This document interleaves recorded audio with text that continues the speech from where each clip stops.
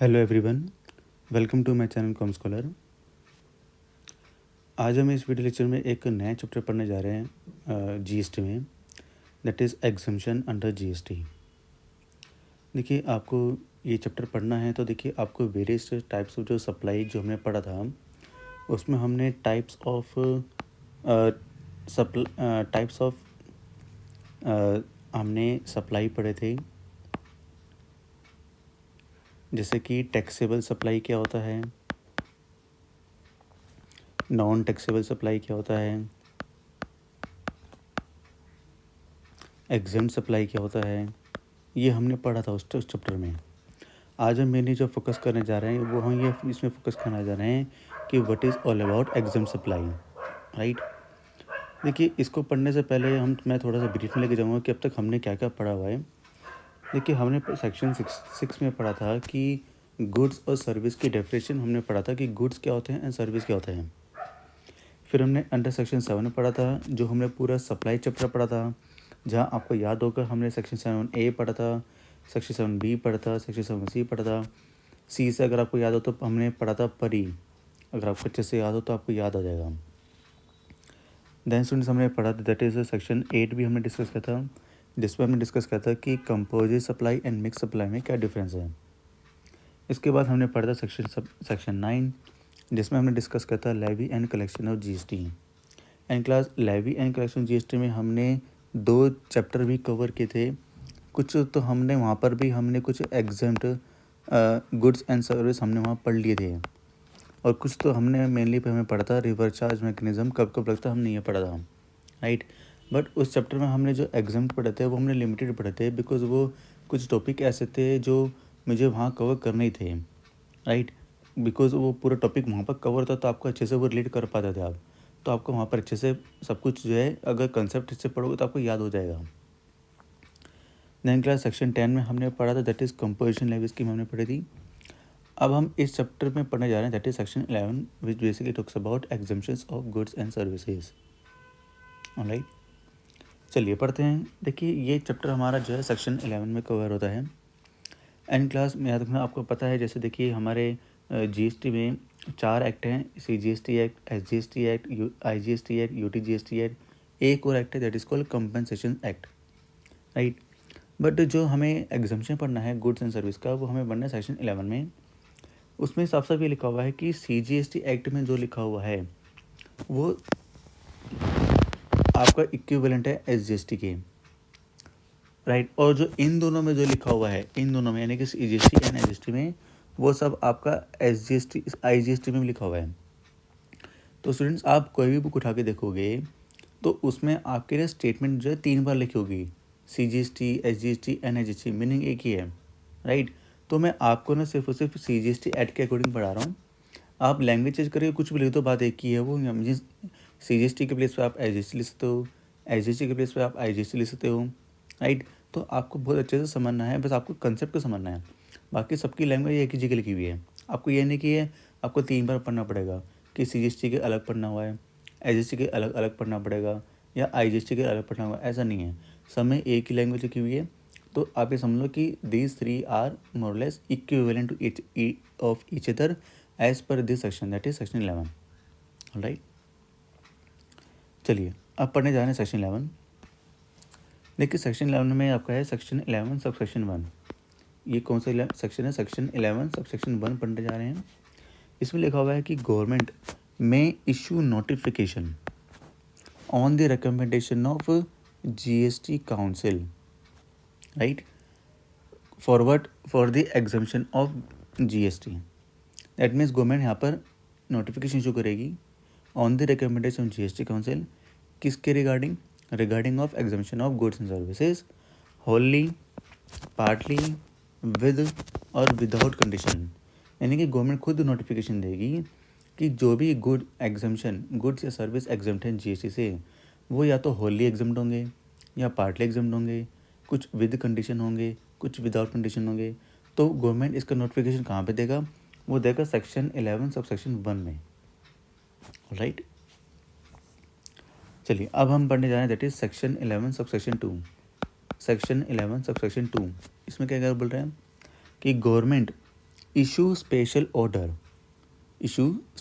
order on the recommendation of GST Council for the exemption of goods and service from GST in exceptional nature. जैसे देखिए जब आया था कोविड-19 तब उस टाइम पे गवर्नमेंट ने काफ़ी नोटिफिकेशन जो है इशू किए थे कि ये सब गुड्स जो हैं या ये सब सर्विस जो हैं अभी एट प्रेजेंट जो है स्पेशल ऑर्डर दिया था क्योंकि वो एक्सेप्शन नेचर था, तो उसके रिगार्डिंग जो है कुछ गुड्स और सर्विस को जो है उस पर्टिकुलर पीरियड के लिए जो है वो एग्जाम कर दिया था। राइट, जैसे देखिए हम बात करें जैसे कि फेस मास्क, राइट, वो उस टाइम पे देखिए वो पूरी तरह से जो वो एग्जाम थे। राइट, चलिए अब बात करते हैं, यह है हमारा सेक्शन 11 सब सेक्शन 3। क्या लिखा हुआ है इसमें कि गवर्नमेंट नोटिफिकेशन जारी कर सकती है, स्पेशल ऑर्डर भी दे सकती है, और उसमें जो है गवर्नमेंट एक क्लैरिफाई देगा कि हमने जो है किसी भी गुड्स या सर्विस को एग्जामिशन क्यों दी है। राइट, एंड गवर्नमेंट को उसकी नोटिफिकेशन जो है वो 1 साल के अंदर देगी, and that will be applicable from retrospective date. यानी अगर गवर्नमेंट अगर आज बोल रही है कि ये गुड्स या सर्विस जो है वो एग्जम्प्ट है, राइट, हो सकता है कि इसके एक्सप्लेनेशन गवर्नमेंट जो है अगले साल दे, बट वो आज के हिसाब से वो जो है वो रेट्रोस्पेक्टिव इफेक्ट हो जाएगा। ऑलराइट, चलिए पहले हम पढ़ रहे जा रहे हैं क्लास कि कौन से गुड्स हैं वो टोटली एग्जम्प्ट है जीएसटी से, हम वो पढ़ने जा रहे हैं। राइट, मेनली आपको बस एक बार इसके जो है जो कुछ पॉइंट्स हैं, जो नाम है, एक बार इसको गो थ्रू कर लेना। एग्ज़ाम में आ गया तो आपको पता चल जाएगा, याद हो जाएगा, बट एक बार एग्ज़ाम से जाने से पहले इसको गो थ्रू कर लेना कि कौन कौन से गुड्स जो हैं वो गुड जीएसटी से एग्जम्प्ट हैं। पहला है जैसे कि live sheeps and goats, then live fish, curd, lassi, butter milk, live trees, other plants, roots, vegetables, coconuts, melons, papayas or any fruits, coffee beans याद रखना, that is without roasted।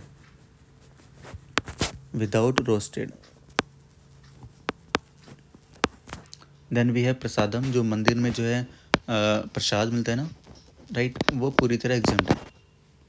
Then children's picture, drawings, raw silk, Gandhi टोपी, Indian national flag, earthen pot, clay, hearing aids, slate, pencil, chalks, ये सब हमारे goods जो हैं वो totally exempt हैं जीएसटी से। ऑलराइट, देखिए गुड्स में तो कोई दिक्कत नहीं है, मेन सारे खेल जो है सर्विस में आता है क्योंकि वो ज़्यादा से कॉम्प्लिकेटेड है।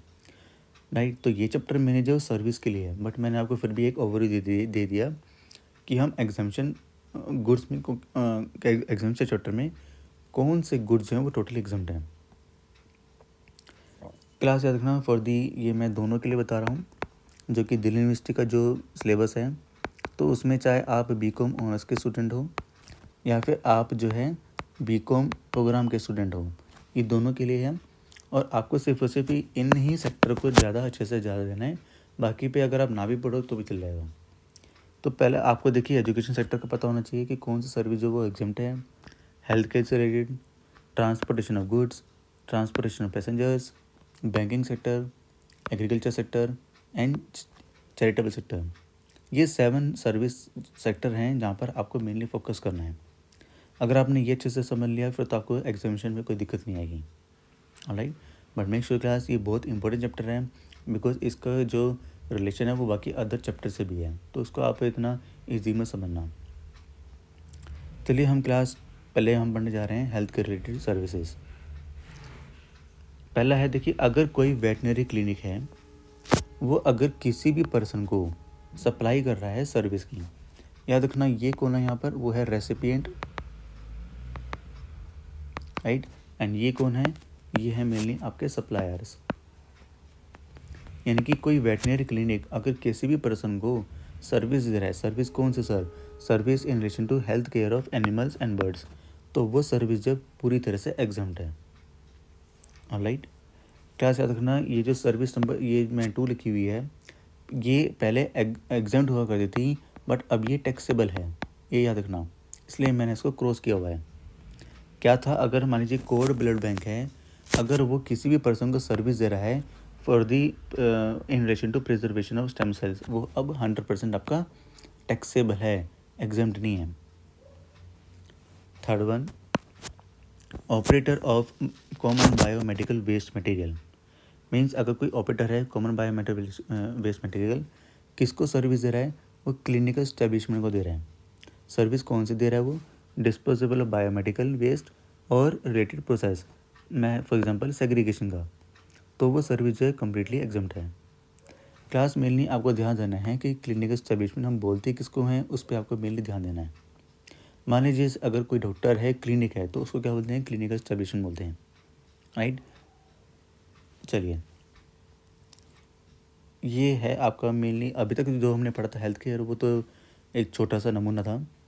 अब जो है आपका थोड़ा सा कॉम्प्लिकेट हो जाएगा, तो आपको बहुत ध्यान से देना है। ध्यान से देखिए, ये कौन है आपके सप्लायर्स,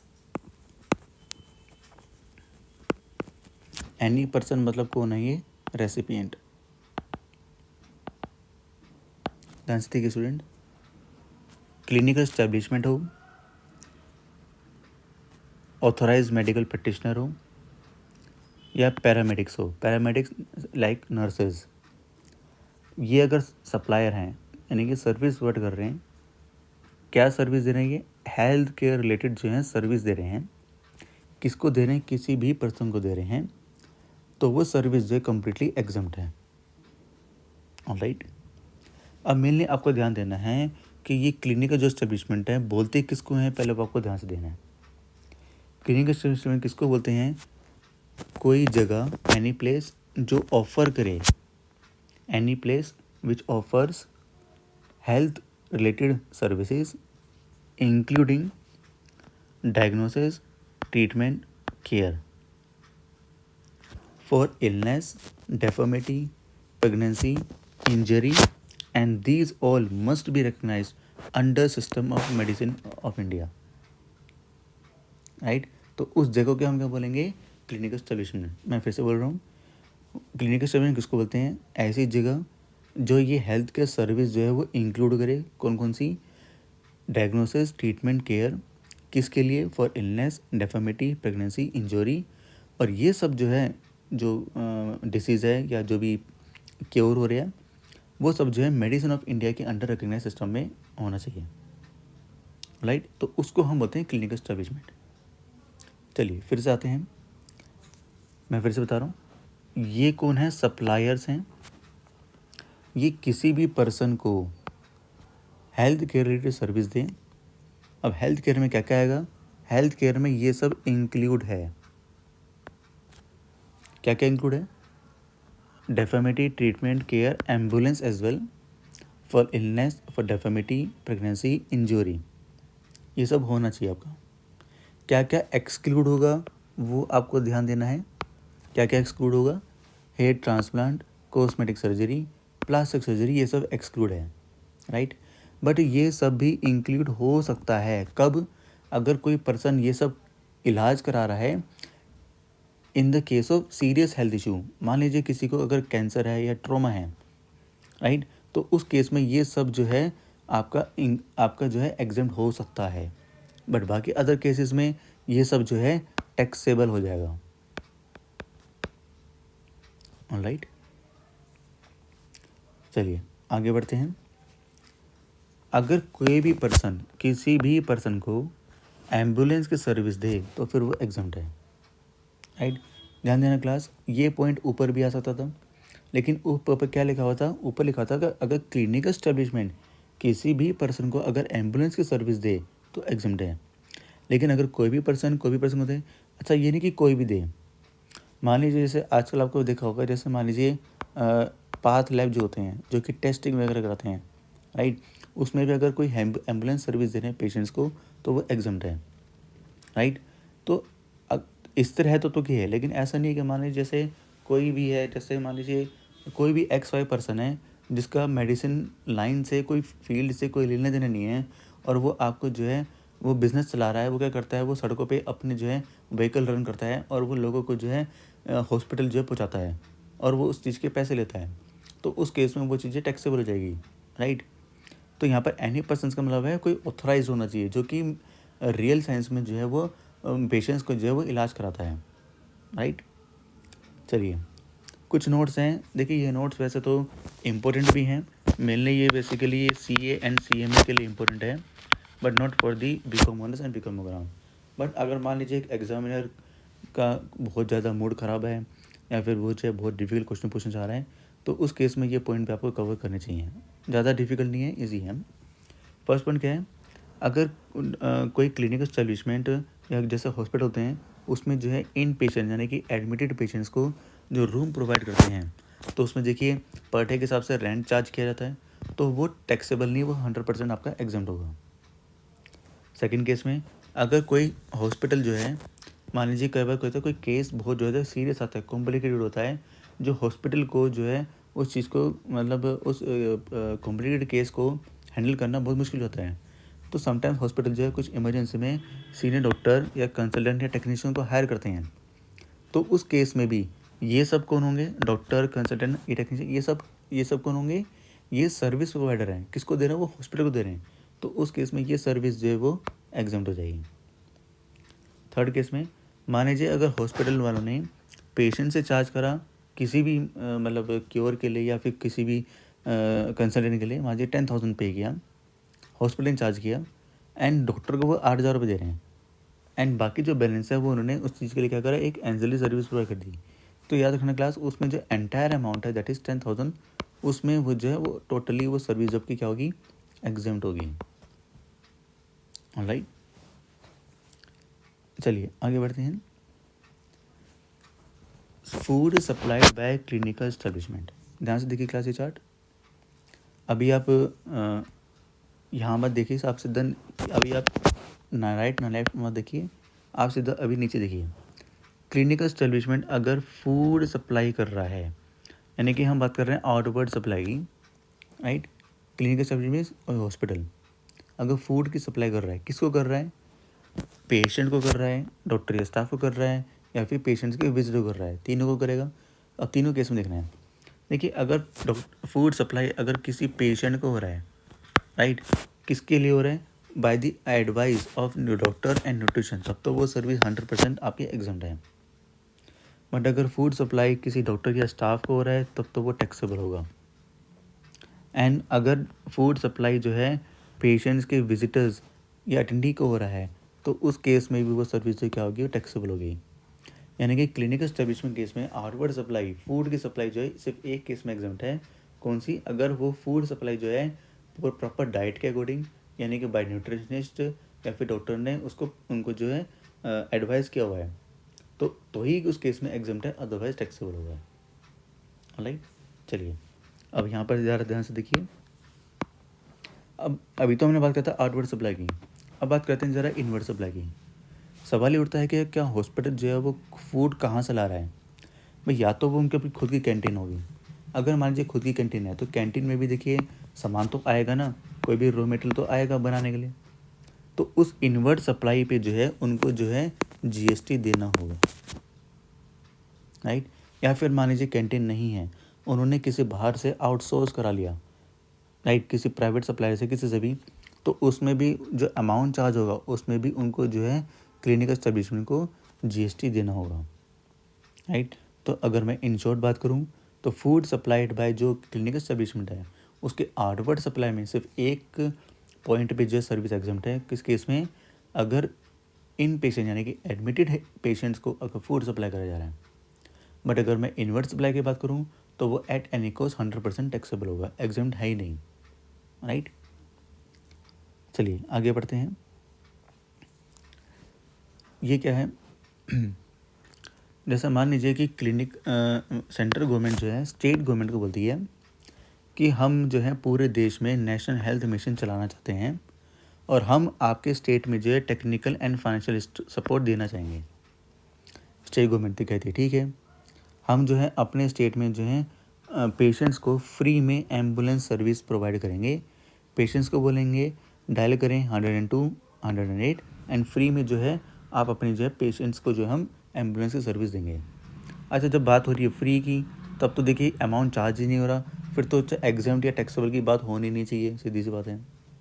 सवाल ये उठता है कि स्टेट गवर्नमेंट ये एम्बुलेंस की सर्विस दे कहाँ से रहा है, उनके खुद के तो है नहीं। मान लीजिए उन्होंने किसी प्राइवेट सेक्टर से ये एम्बुलेंस की सर्विस ले रहे हैं, तो वो फ्री में तो करेंगे नहीं, वो स्टेट गवर्नमेंट से फ़ीस चार्ज करेंगे।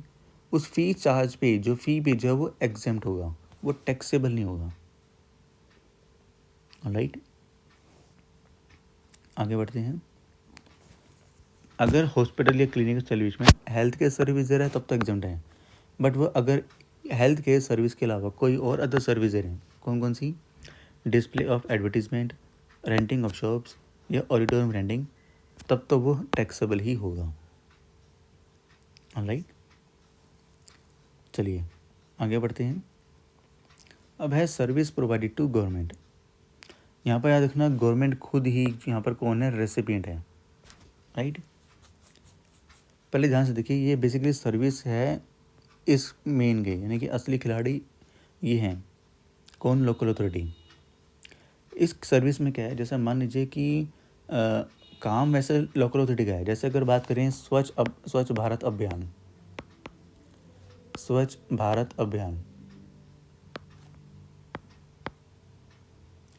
कायदे से तो ये सब सारा काम जो है, मतलब सेंट्रल गवर्नमेंट ने ऑर्डर दिया सब स्टेट को कि आप अपने अपने स्टेट में जो है आप कहते हैं क्लीननेस की सर्विस प्रोवाइड कीजिए लोगों को।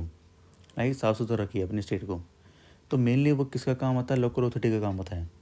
तो वो काम जो है लोकल अथॉरिटी, यानी कि जो पंचायत वगैरह उनका काम होता है कि वो जो है, जैसे दिल्ली में MCD वगैरह वो तरीके से जो काम करते हैं वो उनका काम होना चाहिए।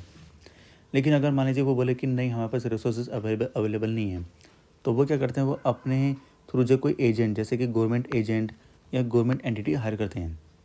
समटाइम्स मान लीजिए उनके पास इतनी कमी होती है, वो बोलते हैं कि हमसे काम नहीं हो रहा, हम सेंट्रल गवर्नमेंट को बोल देते हैं कि आप हमारे बेस पे काम दो, हम फंड दे देंगे लेकिन आप काम कराओ।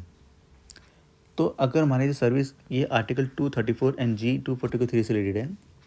अगर मान लीजिए ये सब कोई भी सर्विस अगर प्योर सर्विस है तब तो वो एग्जाम्प्ट है, बट अगर उसमें गुड्स एंड सर्विस दोनों का मिक्सचर है, राइट, तो उस केस में रखना, अगर टोटल वैल्यू ऑफ मटेरियल यानी गुड्स की अगर टोटल वैल्यू अगर अप टू 25% है तो तब तो एग्जाम्प्ट है, अदरवाइज टैक्सेबल हो जाएगा।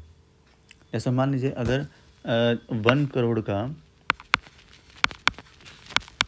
करोड़ की जो टोटल जो है सर्विस है, लेकिन इसमें क्या हुआ, कुछ स्टेट में सफाई करने के लिए रॉ मटेरियल भी लगा हुआ।